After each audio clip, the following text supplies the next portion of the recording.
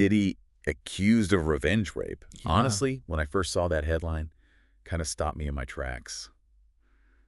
It's a lot to unpack. Yeah. And that's what we're going to do today. We're diving deep into this BBC News article that just came out recently about all these allegations against Sean Diddy Combs. Right. And it's It's a wild one. A lot of layers. It really is. And we're going to break it all down, try to figure out, what's fact, what's speculation, the whole context, and, get into the nitty-gritty of what's being said, what's happening legally, and then, what does this mean for Diddy, right? Like his whole career. exactly. Yeah. What's the fallout going to be? And legally, what are we even looking at here? For sure. Yeah. So let's start with Ashley Parum. She's the one who brought these charges against Diddy.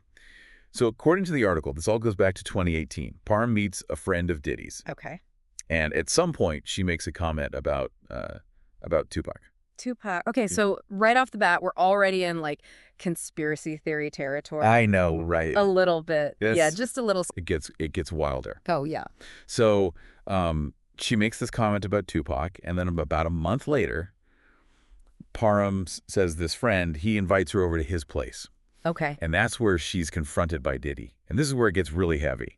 She's claiming that he threatened her with a knife, assaulted her with a TV remote, Oh, wow. and then she was gang raped. That's really heavy stuff. And this is where I think the lawsuit itself is really telling.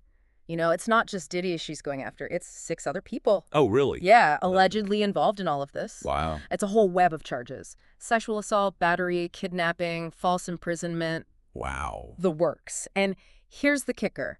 She wants a jury trial. Which is interesting, right? Because that says to me, she believes in her case enough to convince a jury, not just leave it to a judge. Oh, absolutely. She's going for it. Yeah. And these charges, we're talking serious time. Yeah. If Diddy's found guilty, decades, potentially. And there's this one detail from the article. It's really chilling. The Glasgow smile. Have you heard of that? No. It's brutal.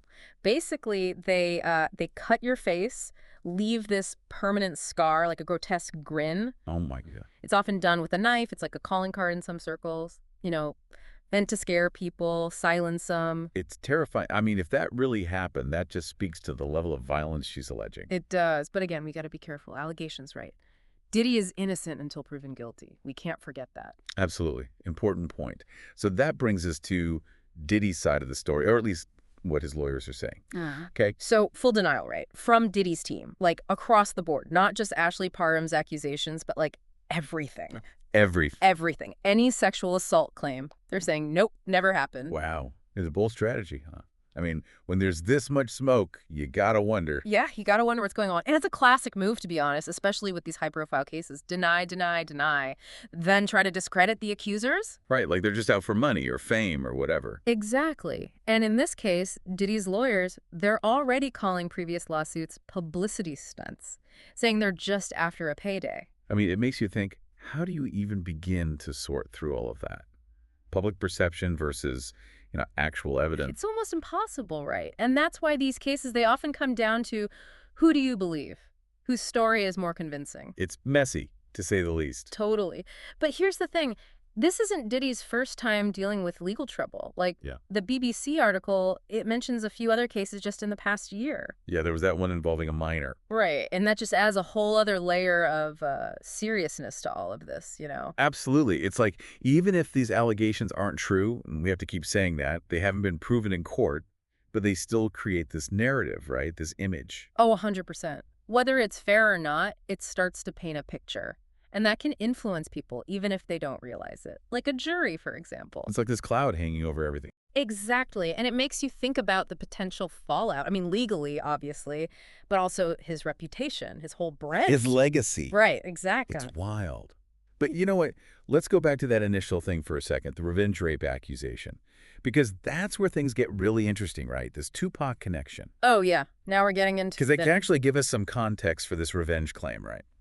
Potentially, yeah. The Tupac murder, that's a whole rabbit hole in itself. Unsolved, tons of conspiracy theories. It never really goes away. Right. Everyone has a theory about who killed Tupac. Exactly. And for years, Diddy's name, it's always been in the mix, right? But it's mostly been speculation, rumors, that kind of thing. Until recently, right? Didn't someone come forward? Yeah. So you have this guy, Dwayne Kefi Davis. He was part of a gang, and he's claiming Diddy paid him to kill Tupac.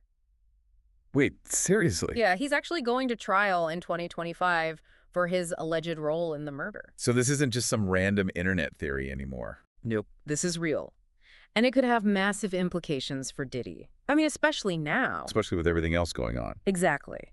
Because even if it's just an allegation, that connection to Tupac's murder, it makes you look at Ashley Parham's story differently, doesn't it? It adds a motive, right? Like, if Diddy was involved in Tupac's death, it lends more weight to her claims of revenge. Right. It's not just a he said, she said anymore. There's a potential backstory, a reason why this might have happened. That's a whole other layer of intrigue. Totally. And with these two trials potentially happening so close together, Diddy's and Davis's, it's going to be fascinating to see how it all plays out. Like, what comes out in one trial could impact the other, you know? That's like a real-life legal thriller. Yeah.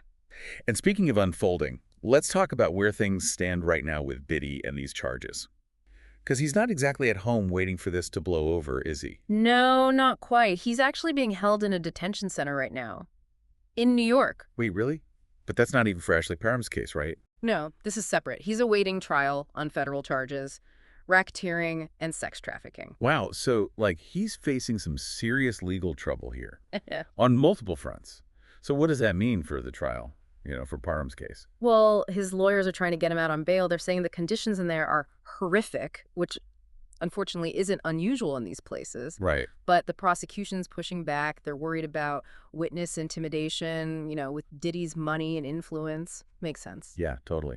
And there was that other thing, right, about Diddy's lawyers wanting the names of the accusers. Oh, yeah, they're saying they need that to prepare for the trial. But of course, the prosecution's worried about those accusers, being intimidated or silenced. It's a tough situation all around. It really is. Like, in the meantime, Diddy's whole life, his career, it's just on hold. Absolutely. And then you have this weird juxtaposition because, like, he posts on Instagram from jail wishing his daughter a happy birthday.